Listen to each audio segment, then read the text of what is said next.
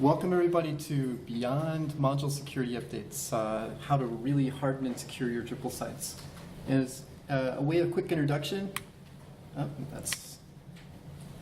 my name is Greg Schnippel. I'm a technical architect at Chief, an agency in Washington, D.C. I have about 10 to 15 years experience in Drupal and other web technologies, and I come to security, I'd say, kind of a battle-hardened veteran of many hack attacks. Experience at a lot of different levels, different organizations, from big government organizations, big corporations. But I can say I got a lot of my security experience working for a global nonprofit where we had over 100 websites and we got hacked a lot. So it was a real fun experience figuring out how to diagnose hacks and prevent hacks and learn a lot of security tricks along the way. So why am I here? I'm here because of Drupalgeddon. Honestly, the first Drupalgeddon, there were two Drupalgeddons this year. Maybe one was a smaller Geddon. But the first Drupalgeddon, the one that occurred in March, kind of spooked me. The idea that there was a critical vulnerability that allowed for arbitrary execution of code introduced in the code base, and that this was something that we had to immediately fix, kind of got me thinking about how are we thinking about security in general. As technical architect, kind of leading up our build process for for Chief, I wanted to understand what we could do better to secure our sites. What's our policy? How do we think about what's our framework for approaching this problem? That's not to say that I think that there's any issues with Drupal itself. I mean, if you look at the vulnerabilities by year, these are CVEs. This is what the National Institute of Standards attributes as a really insecure event occurring with the platform. Drupal has decreased in number. I mean, if you just look at the raw number, I mean, we only had the two this year, the two Drupalgeddons that we saw at the beginning of the year. But there are, and if you look at kind of the range of the vulnerabilities, for some of you this may be some new vocabulary, but roughly what we're looking at here is kind of the different kinds of attacks that these vulnerabilities represent. And you can see kind of like a range of distribution. What we're really worried about here, the most critical ones, the ones that get the Geddon label, are the arbitrary code execution, where someone can actually perform a hack on your site that allows them to execute code directly on the server, which then allows rootkits and all kinds of other fun stuff. So it was looking at this, not necessarily saying that, hey, Drupal's insecure, we need to do something, but what else can we do besides having a all-day patch day to patch 100-some sites to upgrade to meet this? What can we do holistically to prevent against different security attacks? And it's also just just looking at the newspaper, there is a rise in cyber attacks. There is a rise in threats, and the threats are coming from a lot of different sources. This isn't a security pitch presentation. I'm not trying to scare anybody. There's all kinds of places you can go for that, and lots of fun graphics like North Map. This is a fun one that's been around for a while. There's a dozen of these. You can see if you want to scare someone, if you want to sell some security stuff, you can show them something like this and convince them that the big green circles are big threats, and you need to invest more money in whatever it is you're selling. But roughly, I am just trying to get a handle on how we should approach security. So this presentation, my goals are, first off, is how do I want to approach security? And I'm going to kind of just lay a framework. And so that's roughly going to be the meat of the presentation. I just want to kind of get an idea how we should think about this. And then I'll give a framework for how I'm evaluating different ideas. Then we're going to kind of talk about the layers of security, the different levels at which we need to be thinking about protecting our website. And then I'm going to, at the least, we want to get like a baseline. What are the things that we absolutely have to be doing? And you probably already are doing, but let's just establish those. And then we can just kind of evaluate recommendations for each of those layers. So other little prerequisites before we start, I'm going to talk pretty fast because I kind of want to go through a lot of different ideas just to kind of reinforce the framework.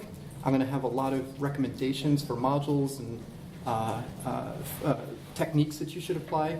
I'm going to be going through them pretty quickly. The links will be up there briefly, but the slides will all be online later.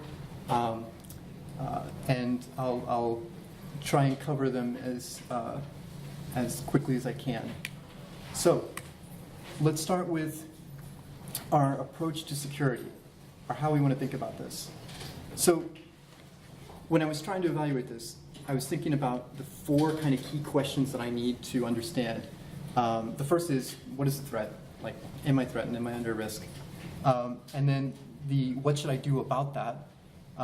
What costs, complexity am I going to incur from those measures? And how will my users respond? And honestly, like, the last 2 are the most important here, and as we'll quickly see. So I'm going to cover the first 2. I'm going to cover the first one just to convince you that there is a threat, and then we'll talk more about the recommendations for what we should implement. But it's the framework we're going to establish around the last 2 that is what I really want to get across today. So threat from hackers, anonymous guys with no face and hoodies. What we need to understand about these guys, I guess the main thing I want to say about a threat is no matter what your site is, you're going to get attacked. They're attacking for a number of motivations, but it used to be, and the motivations seem to evolve. It used to be just hey, I can take down a site. Let's just do it for fun. And they had hacker crews that would compete to see who could take down the most number of sites. Then it was spam, SEO manipulation. Then to collect as many sites as they could for botnets. The big thing, as I'll show in a second, is Bitcoin mining.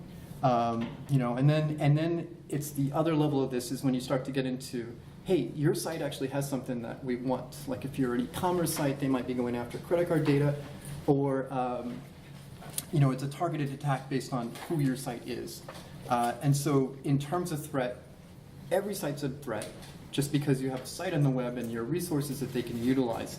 But your threat profile may be different based on who your organization is. I once worked for an organization that made a business out of antagonizing the Russian and Chinese government. And when they asked us to take a look at their server, sure enough, there were Chinese and Russian rootkits. They had established themselves on there. They technically owned it. It was practically Chinese territory. They were leaving little notes to each other as they were doing it. So your threat profile. I only want to say that how far you want to go in securing your site may vary greatly based on other factors, geopolitical, like what kind of data you have on there that you need to secure. So given that. This was from the first Drupal attack. This is Pantheon. The line on the bottom is actually by hour. That's the number of attacks, the number of successful weaponized Bitcoin mining attacks that they saw in the first few hours, that people were trying to implement based on that first March Drupal attack.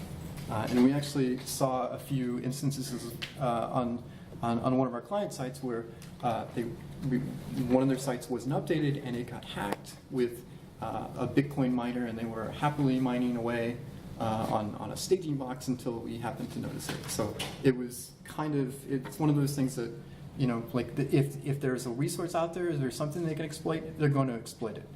If they can find a way to do it, every site out there is going to be targeted. So then the key questions here are what costs, complexity, or like after I know that I am a threat, I'm targeted just because I have a website out in the world, and I know I need to do something about it. I need to understand the costs of implementing those measures, and then understanding how my users respond. And for that, the cost and complexity is, it's roughly just understanding how difficult it's going to be to set something up, and what complexity it's going to introduce along the way. Like it'd be great if everyone could install a firewall, but sometimes adding the firewall takes special resources, a lot more cost in your budget, and then it introduces all other kinds of factors in your workflow. You could move to a VPN. We'll talk more about the kind of network layer level factors or solutions that you can implement. You just have to understand, like, how complex is this going to be, and then how much overhead will this introduce in my operations? Like, how much, do you have to have someone that knows how to manage the firewall, that knows to check the firewall frequently to keep the firewall itself updated, et cetera, et cetera. So we'll talk more about how we look at each of these recommendations in terms of cost and complexity.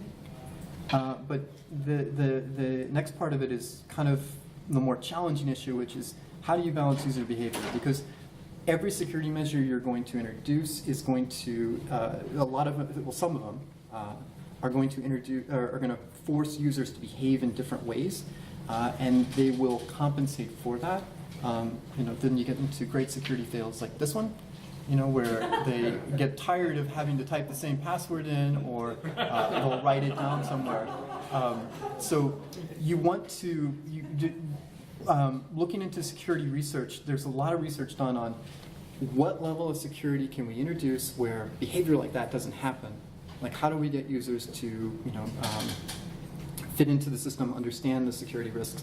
If you work for, like in the national security context, they have constant reminders of security. They train, they may, force you to go to annual training so you understand security, and then they'll have lots of authoritarian top-down checks to make sure that you're doing that. So there's a culture built around it. But if you don't have that, how do you establish that? How do you keep that balance?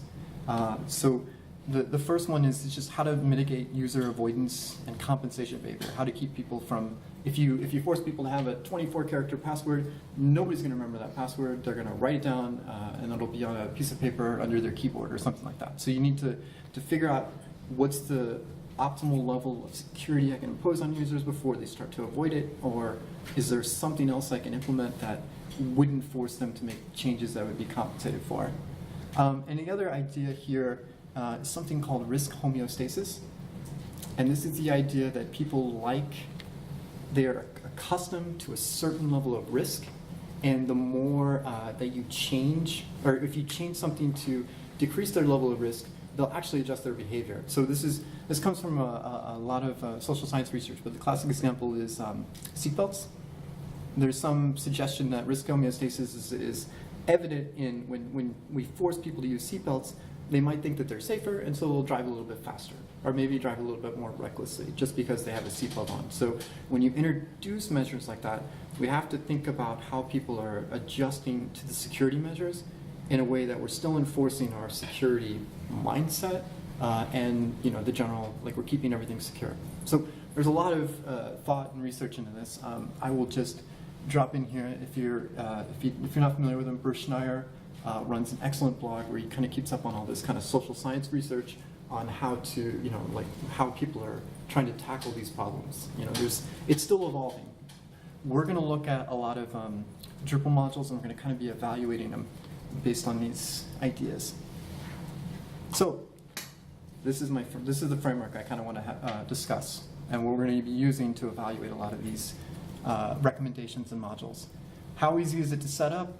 I'm going to use 5 stars as kind of the gold standard that we want for something that that's ideal. Ideally, it'd be great if we had just some kind of magic system that users would never know about, would never affect them, would never change any of our process, but would still make us more secure. That's what I'm looking for. As we go through each of the layers of security and try to understand, I'm looking for something that hits as many of these categories as possible. But it's roughly just, how easy is it to set up? Do I need specialized technical resources to maintain it? How complex is it? What kind of factors is it introducing into the system that will maybe complicate things later? And finally, user balance. Again, ideal if we could just pretend the user never have to know about it, and it's just keeping everybody secure. But if it does increase user behavior or force them to make changes, how am I compensating for that? So that's roughly the overall framework I'm going to use to understand security. Those three things. I want to apply those to each of the recommendations we're going to go through. So now we're going to talk about layers. And by layers here, I mean the different levels at which we need to be looking at security. So, as a basic example, you've got your physical, the building security, where your computers are. You've got your personnel, the people that you're looking for. I'm not going to talk much about these two layers. I don't have many recommendations for this. Better locks, better security, better personnel. We'll just know your people, know what you're getting into, and we'll try and compensate around that. So what I am going to look at is everything from when it hits the web down to the actual to user-generated content. So the layers that I'm going to discuss is, you start from the world. Some user out there hits your network, connects to your web server. The web server connects to the browser or submits headers. PHP responds. Actually, that probably should be, okay. Headers. Headers is a layer. PHP. Then the code. At the code level, how secure is my code? The database, what can I do to secure the data in the database? Then we finally get to Drupal. What can I do at the Drupal level? Kind of the admin level for user logins. And finally, evil user-generated content. That's the rough level of layers that I'm going to go through. I'm going to take a quick stop there, go through a baseline level of security, and then we're going to deep dive into the rest of this. So before I go any further, any questions about where we are? All right, so let's talk about the baseline. Again, this is going to be kind of quick because I assume most of you are already at this level. This is, if you want security recommendations, this is the baseline that you need to be at, and that should be roughly update all the modules. And I know I said in the title of the presentation that I wasn't going to talk about that, but roughly that is the number one thing. Make sure your stuff is updated. Update your modules, update your platform, update your servers, keep everything where it should be.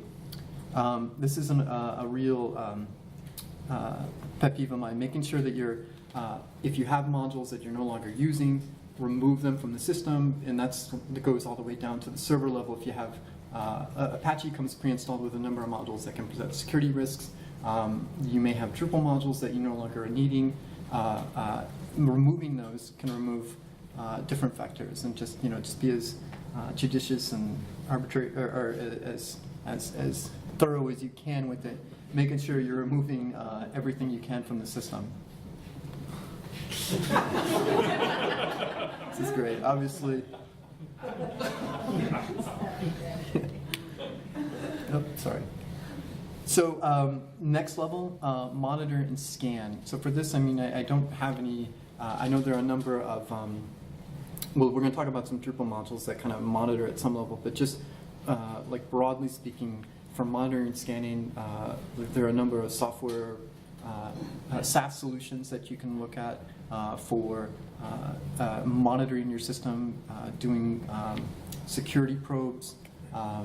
We'll talk a little more specifically in the recommendations about some of those levels, but just knowing on a broad level that you're checking up on your system, that you know what's going on there, you have ways of running an audit. Now, kind of more specific ones. This is probably the number one more Drupal specific issue, which is file permissions, and making sure those are set. With the Drupal Gedden attack, there are, the Drupal Gedden attack could execute arbitrary code and write things, but only if your file permissions were set at a level where it had access to do so. So having your file permissions up to date is a really good thing to check. And this is, if you haven't looked at the, I know not many people have memorized Drupal node codes, but that's the Drupal handbook for file permissions. The code that I'm showing up here is I hadn't seen it the last time I checked there. It's very robust and robust code for and method for making sure that all your file permissions match exactly what they need to be. And there's also some scripts on there that make it even easier, so you don't have to run a bunch of arbitrary shell commands from some web page you found. So the fifth level would be just have reliable backups. And this could just be something like backup migrate, some offline backups, or just having version control is another good thing to have for disaster recovery. Also, if you don't know where the attack may have came from, having version control can be a useful, or if you're not sure what, you think there may have been an attack, but you don't know where the payload might have been, version control is another great way to kind of do intrusion detection on your site. Just run a git status and see that they're messing around in template files, and you can take a look from there. So finally, use HTTPS. Making sure that all your sites right now are on HTTPS and running secure connections. Again, this should be pretty obvious. I mean, we're kind of trained to use it, but if you're not using HTTPS right now, Let's Encrypt is a great option for free HTTPS certificates, or you can always use Cloudflare if you want both HTTPS and faster performance through a free CDN. So, free CDN? Yeah, Cloudflare has a free level of support, so you can sign up for Cloudflare and get a CDN capacity, CDN and kind of a proxy server. So it's kind of like having like a free varnish server in front of your box, as well as web application firewall and HTTPS, which we'll talk about more in a second. So that's the baseline, and I know I went through that really quickly. This is, I hope most of you are already at this level. We kind of want to just talk more about like going through the layers, what more we can do, what more we can add to improve these things. Okay. One more. Oh, sorry. I did want to highlight here, as before I go through the layers, that's why those are growing, that the first three, I'd say the last four, 5, and 6, I was kind of thinking more in a Drupal context or more on any, I don't know, CMS web platform context. The first three are things that I think would apply across all the layers, and making sure that you're updating your firewall, make sure your network OS is running on the latest software. As well as monitoring and keeping up with anything across these layers. So finally, we're now at the recommendations. Can I show this? Well, I'm not going to try that. And this is where we're going to get into the meat of kind of like going through each of the layers and trying to understand what the best recommendations are for these. Okay? So, and this is where we're going to start to try and apply the framework. Still looking for that kind of golden median of something that users aren't going to know exists, something that's going to be easy to set up, something that's not going to introduce a lot of complexity into what we're trying to use.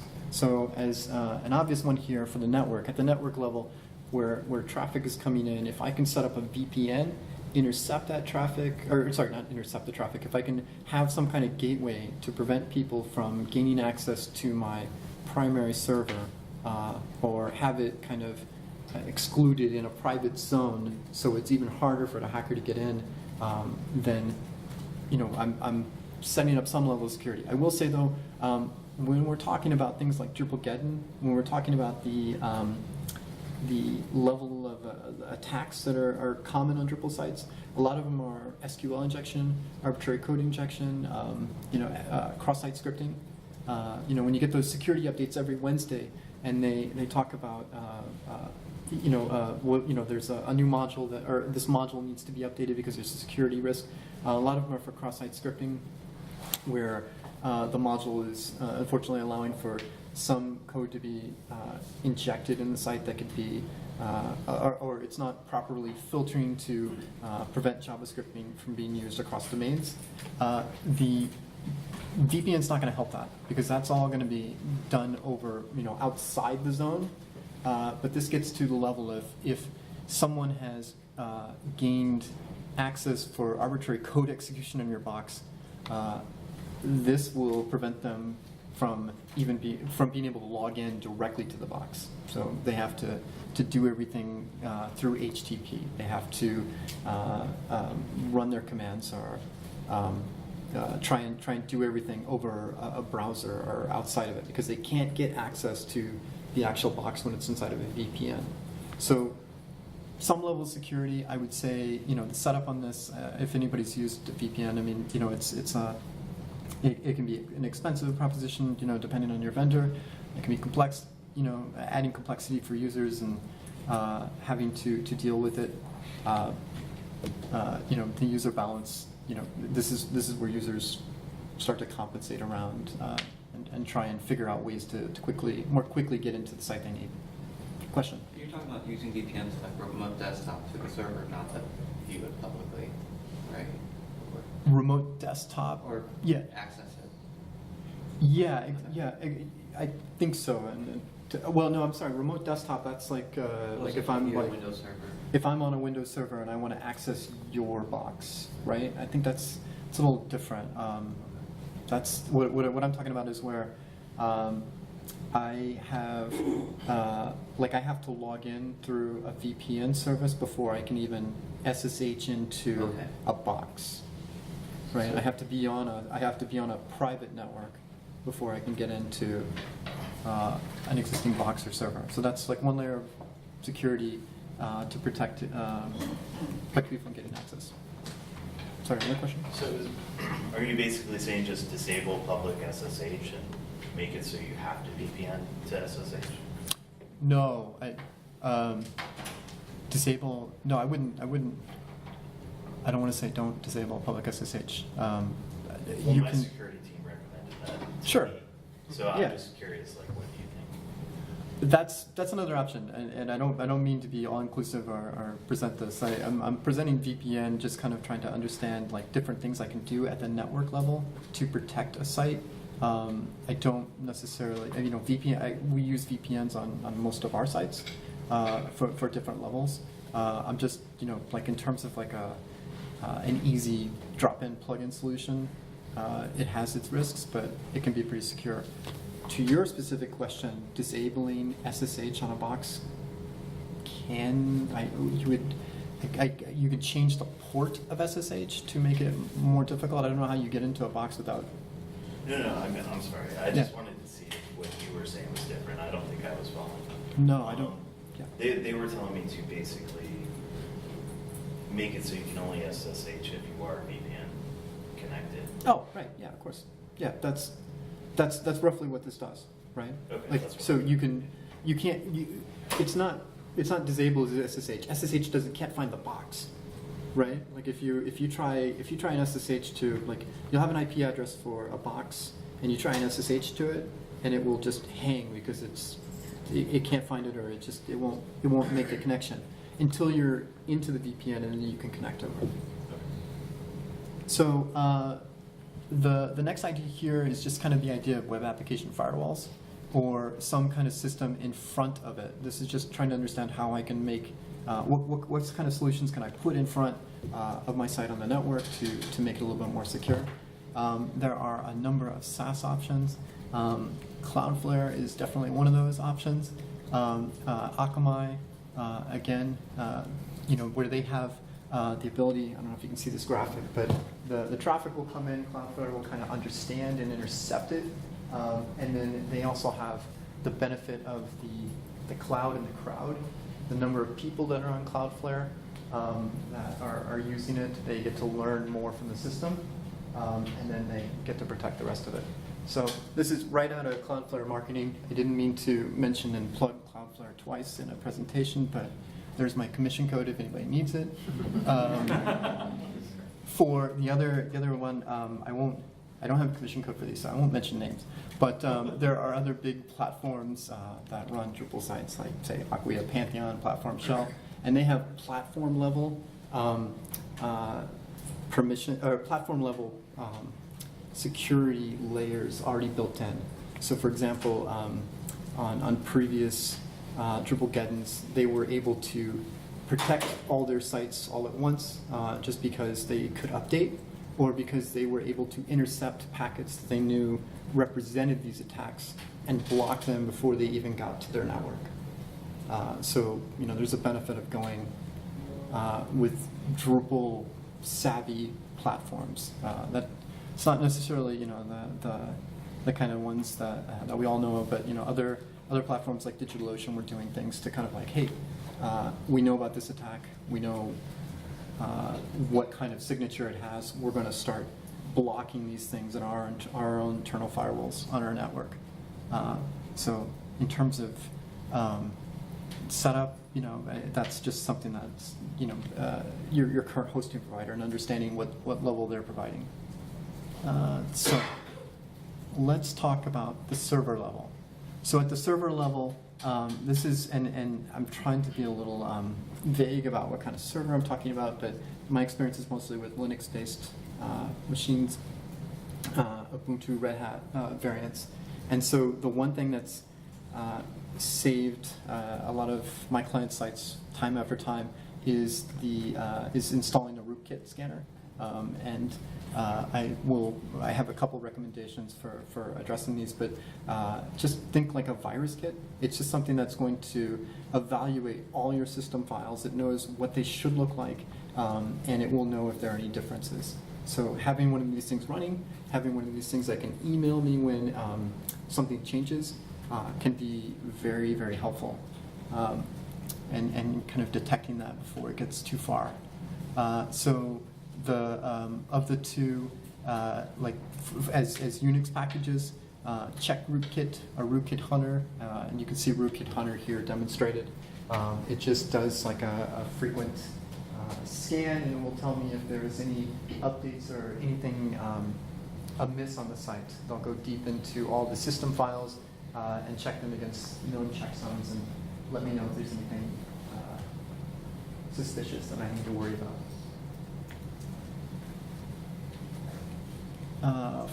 Finally, I'd say server security rules. There's some specialized software. If you're on an Apache-based system, there's tools like mod security as a module that you can install that install a bunch of rules that you can configure and use for higher levels of protection. Say like I want to limit the packet size that someone could submit, or I want to limit the number of times someone can post something in an hour, or different rules. I will say I've rarely worked on a client or a server where when we installed mod security, we weren't screaming to take it off in about a month, just because it can be very complex in setting up these rules. But it is a level of security that can help. It's just the level of complexity it introduces, having to understand that, I have mod security enabled, so if there's some user behavior or something is not working, like my upload isn't working, or this Ajax process that I used to have working is not working anymore, I need to know that, okay, well, I need to check my code, I need to check the errors, and I also need to make sure that I'm not triggering some kind of mod security rule that I need to disable, and just kind of working through that process. It's something you can iterate over. I'm not saying these things aren't useful for securing a server, but it just takes a lot of work to get them fine-tuned. All right, where are we? Headers. This is at the as I'm serving content. I won't. I'll save on the actual evaluation for a second, but there are two headers that I want everyone to be aware of that are really easy ways to secure your content. So the headers are operating at the browser level. When you're serving content, you want to add headers to your content such that the browser is operating on them correctly. So when I request something, for this example, for strict transport security, I can set a header that tells it to use HTTPS always for every site on this domain. It's not just redirect, but if someone manages to, like, you may have HTTPS set up on your site, you may have a redirect for HTTP, but if they manage to get around it, this is one more level of security to tell them, no, the browser should never be displaying the site in HTTP. I want it to always use HTTPS, so switch over to that protocol and switch over to that code. This is one more level of protecting that. And it's a really simple header to add, and it's got a max age that you can set there for how long the browser should remember to access it using HTTPS, which should be forever. HTTPS is the future. Your SEO will be happier, your clients will be happier, your site will be more secure. So let's see. The next one, this one gets a little bit more involved, but it's called the content security policy. And this is another header you can add to your site that you can kind of start to restrict what other scripts and things can be executed. So what I'm looking at here, you can look at different sites. If you go to, like, say, facebook.com right now, and you look at the headers in Chrome Developer, you can see the different, you'll see these in the headers. They'll have their content security policy defined in the headers that they send to the browser, and it tells them for different aspects what domains are viable or are allowed to be executed for those different things. So we'll take a look at what those are roughly. I've got, script source restricts the kind of scripts that can be loaded, style, what style sheets I can load, and other interfaces and scripts that I can execute from. So this is a quick header that you can. Oops, sorry. This is a quick header that you can use to restrict and prevent people from loading scripts from sites outside of your domain. So for both of these, adding headers, you can do this at the Apache's, IIS level, or in Drupal 8 and 7, you have the option of Security Kit, which is an all-in-one toolkit for implementing and managing a number of different security procedures, but for this context, what I'm most interested in is it's a quick way for you to add in a content security policy and HSTS, so you can be off and running. So Security Kit is Yep. is the first two. It's a combination. yeah, it's a good way to do both, Okay. right? As well as a lot of other Okay. things in there. Security Kit, it's not plug and play. You really do need to kind of there's some aspects of it that will protect you against some stuff, but you need to know what you're doing for these two. Setting max age on HSTS to infinity, and then the making sure that you know what you want to do for content security policy. Hopefully, I think, let me just stop there and pause and say, I think one thing I want to get across with the layers is you want to know what your security is at each of these layers as we go through them, and kind of keep track of them. That's what I want to talk. That's what I came to kind of trying to think about. How do I make a policy around security? How do I keep our sites more secure, kind of by default, and if I can for free? I want to understand that at each level, what security I have in place, right? Okay. Because when you run into problems, when you have a bug that you can't solve, you want to have this and kind of be able to be like, oh, right, well, there's a firewall in place. Also, I've got Mon Security doing who knows what on the back end in Apache, and then I've got Security Kit kicking out all kinds of headers. And so if there's maybe I should look and check and see what all those configurations are, or look at my security policy and see what I've outlined, and that will help explain why it is that my Ajax isn't working anymore. All right, so that's Security Kit. PHP. This one's a classic, but it can save you in a number of contexts. Open Baster restricts the level at which PHP can execute files. And the one key context where this comes in, and one of the reasons why it was implemented, is in shared hosting environments, or where you have multiple sites on the same box. I've seen instances where there was one site on the box that didn't have something patched, and it compromised the rest of the box because open baster wasn't set, and so they were.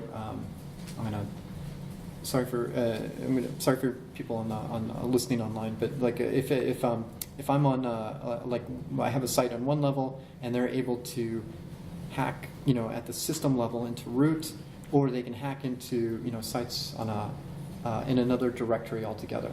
You want to be able to set the open baster to tell it, for this site, for my site, it can only operate on files and execute files within this directory. So if that site gets compromised, it doesn't affect the rest of the sites on the box. That site's still compromised, and they may still be able to execute a rootkit that cleans up the rest. But it's one level of protection that it kind of gives you a little bit of safety, protecting against other mixed hosting environment situation. I don't know, I could go into Suhosen. So then here comes the fun level, the layer at the code level, and trying to understand what we're doing to review and secure code. And for this, security review is always going to be a recommendation you'll see when people talk about how do I keep my Drupal site more secure. It's got a number of checks for many of the things that I've been talking about so far. It'll check for those and give you like an audit and let you know what you need to fix. But the other key thing here is that it does a code review. It's got parsers in there that will actually analyze your code and tell you if there are any insecure methods or insecure systems in place, like say PHP filter is being used, or some other nonsense like that. So in terms of setup, it's pretty plug and play. You can install it, and run it. You can run it regularly. It will give you a nice audit report, and then the complexity is it doesn't introduce any complexity, but resolving those issues may introduce things. If for some reason your site is dependent on PHP filter, this could cause some user issues. Am I reading this right? Yep. So Paranoia. Paranoia is another way around the PHP filter extension or filter. PHP filter enables people to, when they're writing some content, to add arbitrary PHP code into the site. If your permissions get bypassed, that could lead to some very unfortunate behavior. So I should have added this to the baseline, perhaps. Don't turn on PHP filter. But if you're if you want to lock this out forever and ever, Paranoia is a good option. Paranoia will prevent any site user, malicious or otherwise, from enabling the PHP filter and preventing anybody from the admin interface adding arbitrary PHP code to your site. Yes? Why these warnings is not part of the core if they're so important? Good question. Yeah, actually, I know PHP filter was in core in 7. The real question is, why is PHP filter still around? Like, why is that a thing that we can have in there? I think people still feel that at times they need to have PHP filter available to them if they're doing something pretty complex, or I don't know, maybe you've got like a quick hack that you have to do to meet some kind of deadline, and then later, I promise, I'll move it to a module and get it out of the database. But it's just not something we've been able as a community to move to get rid of entirely. So we have to have hacks like this, like Paranoia, to lock down sites on a level. Is there any support for moving Paranoia module to core? Yeah, that I'm not aware of. I'm sure we can rise up and demand it. Yeah, that makes sense. Like, just have it like, okay, PHP filter or Paranoia is installed as well, so you can just prevent it forever and ever. Let's see. So finally, Pact is a great module for reviewing code. I like using this when we I'm taking on a new site, maybe a site that someone else has worked on, and we'll run the hacked module, because what this will do is it'll actually go through each of the contrib modules in core. It will download a copy of those and then check it against, like, you say you have 7x13. I'm going to download 7x13 and I'm going to compare it, and I'll let you know if there's any part of this that's been hacked, if there's any patches that we've applied, or just straight up core hacks that have been done, so I can know what's going on there. I wouldn't say it's and they have like a big disclaimer on the top of the module page. This isn't going to prevent your site from being hacked, and it's not as great as an intrusion detection tool, as some of the other methods that we've talked about. But at the base level, if you haven't reviewed this site in a while, this is a good way to kind of get a sense of what's going on. All right, we're at the code level. So now we're at the database, down to the database. So the number one fix that I really liked here is modifying the database table prefix. So just want to start off with the kind of introduction, or the screenshot for this, in case this is a little obtuse. But the idea here is that when I'm installing a database, or even a Drupal site, or even after I've installed a Drupal site, if I can modify the table name prefix that I set up there. So right now, like every Drupal site out there comes with a node table, or a system table, or watchdog, users. And they all have the same field names. And that's great because it's a way that all the Drupal modules can work with it. But if I give it a prefix, like just a random string of characters, and put that in front of it, all those scripts that people are writing, like when Drupal 2 launched, within hours, people were writing and speculating ideas on Reddit, and like how we can hack into it and use this, and like what kind of arbitrary code could I use to then get access to the user table? Well, if they're accessing the user table, but your user table is, a string of line noise underscore users, that script they're writing is never going to get into your system. It's basically like adding a password in front of every one of your tables, so that it's like one more level of security before they can, the script kiddies can figure out what's going on with your table. So this is one I really like as kind of like a freebie, something that like users will never have to see. Yes, please. Can we do this after it's been installed and being live? Yeah, I was looking into that. I really like this idea. I was kind of like researching these ideas, and I was like, is there a tool, a module, a Drush plugin that I could use to do this?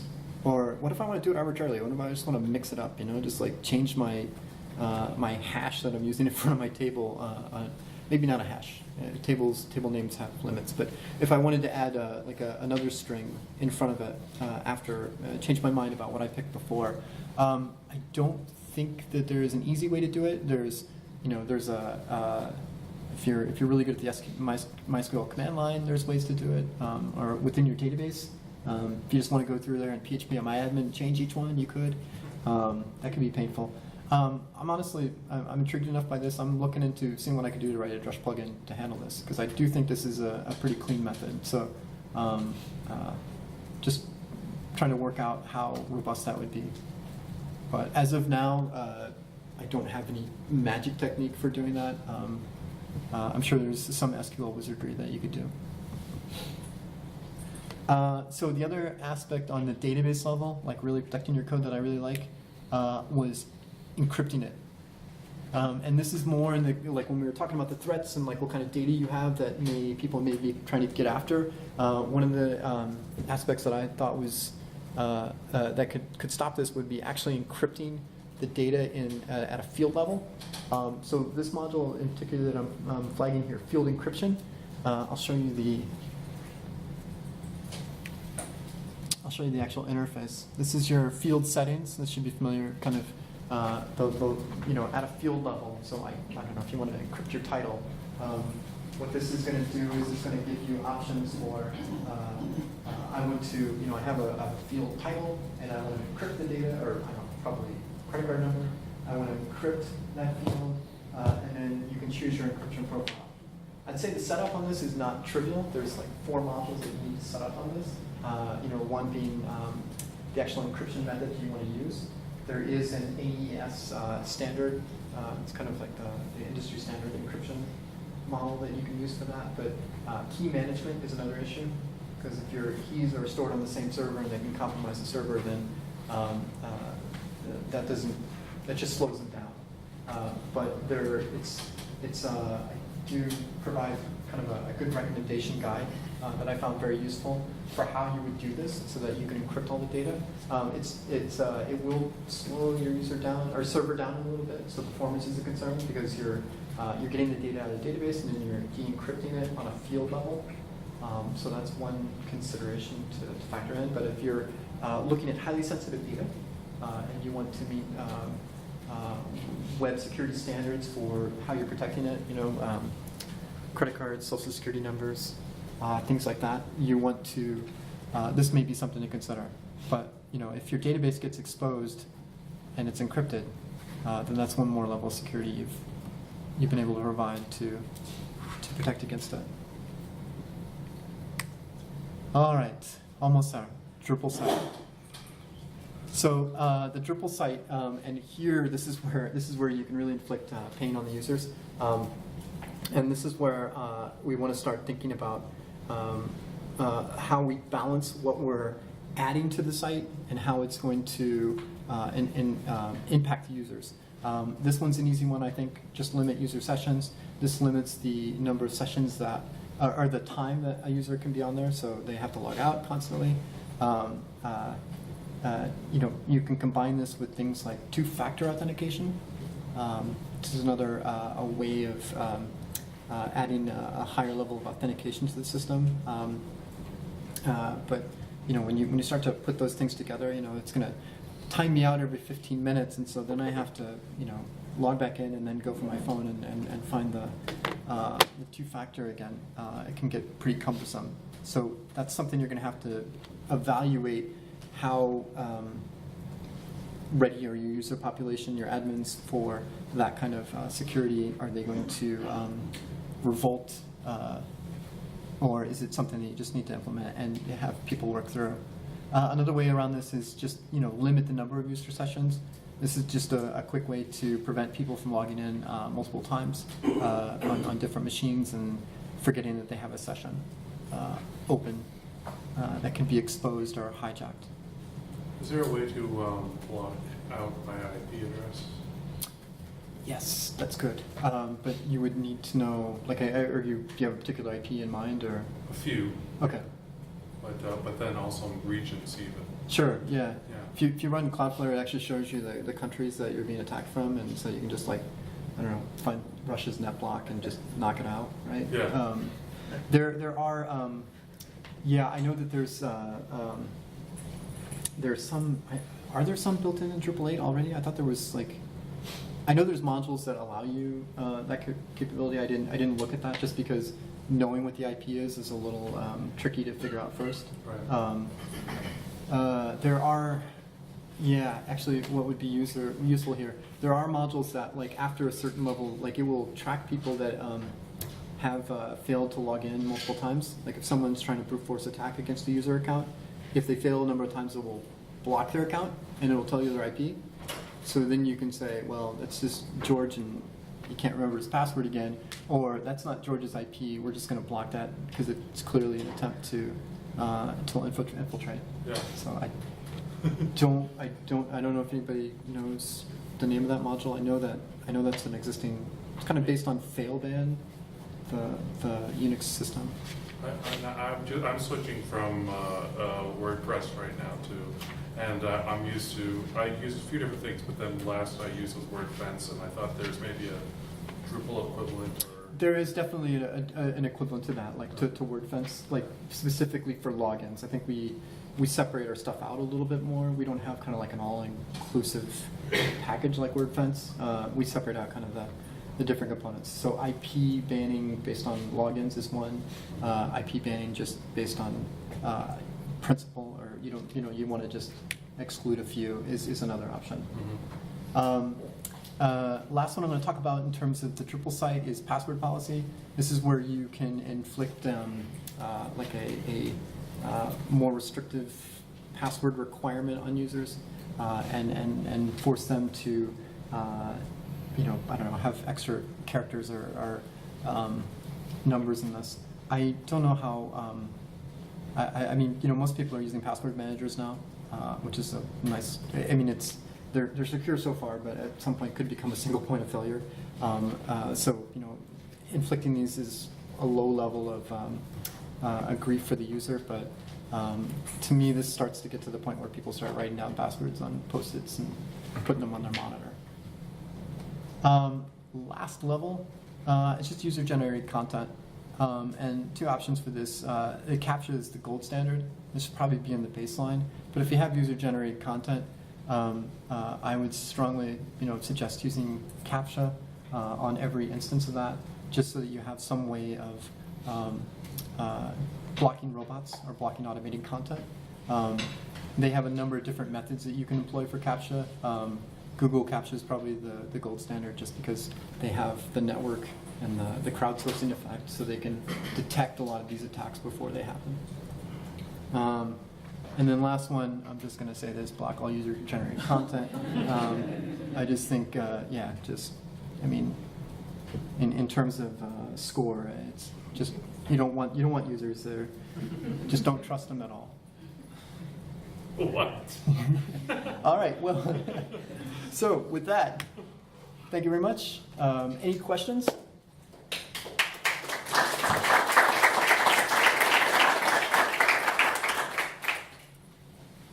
Yes. For those of us managing sites that are hosted on an internal DoD network, do you feel like we have to worry about any of this because the network protects us, or should we still? The sites are on an internal network? Internal and on DoD. Interesting. So this basically. I would say, I think they're probably still worried. Are we talking like Cybernet or? Sure, Cybernet or even Nippernet or SwissNet. Yeah, I think it's like a bigger concern if someone can get through that. That's what I feel like. That's a big. If that happens, then Are they really going to come find my little site? But I still think, I mean, at a general level, they're probably still worried about security for each of those individual sites, just making sure that the right people can get access. Yeah. But don't have to go for leaps and bounds like you would on a public site that's getting constantly hit. Right. Yeah. The public sites are the bigger concern because people are running scanners against all IPs and trying to determine where like what's vulnerable. My Joomla site, there's one that was running. You have a Joomla site? I had a Joomla. Well, that's why I started. A Joomla site on Cybernet? No. This is just on the side. Okay. There was like 500 new accounts created every single month. Oh yeah. Like it was unbelievable. None of them were active, but like just being created like something I can't find. So it was kind of scary. It's the number of, I mean, if you don't believe it's a threat, just look for in your log files for the number of scans for WordPress login. Okay. Like on your Drupal site, like the people that are trying to get through. I'm done with WordPress now. And Drupal. I'm just doing Drupal now. Yeah. Okay. Hopefully it's a little bit more secure. I hope so. It's a way bigger learning curve, but as you get to know it, it gets a little bit easier and easier to learn. I have some credit card New things. I'd say so. Right Yeah. in the beginning, you're like, oh my god. It's like, wait, to build a theme, you can't build one file and put it in code. You have to do Right. all these. It's a lot, but stolen credit I cards. definitely see the power. Yes, yeah. That was a nice overview. Oh, thanks, man. Sure. I had one question for you. If you were to recommend somebody as like a software as a service to do continuous monitoring, that's something my security team was hitting me on. Because like we do everything ourselves. It's kind of a weird thing. But our company is like 1,000 employee company is kind of our parent. Yeah. So their security team has been poking in our stuff lately, and they're like, "Hey, you guys need to do this, need to do this, need to do this." So I got a whole list of things to do for me. One of the biggest things they said is we need some sort of continuous monitoring, scanning to tell like when Apache needs to be patched for what vulnerabilities, things like that. Oh wow. Okay. Why Internal scanning, which I don't admit admittedly, I don't know too much about this stuff. I'm a front end developer, for the most part, but Okay, so like on the they're definitely sold on hosting their own infrastructure, right? Like their own server, like Well- the Apache like operating system level. Yeah. You know, like I mean, like my I have been. I hosted already, we hosted on Google Cloud, so okay. we're not doing but you it said with, you like like a- Pantheon or like somebody who's like, so that's their concern. It's like, well, you guys are website builders, not security.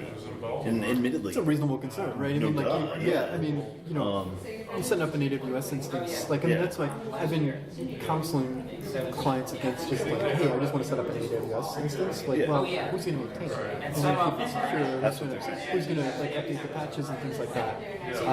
Is there a way to make sure that it's are there security scanners? Like to your initial question, are there security scanners? I looked. I'm still kind of trying to evaluate that. When we get security scans of a site, they're through OWASP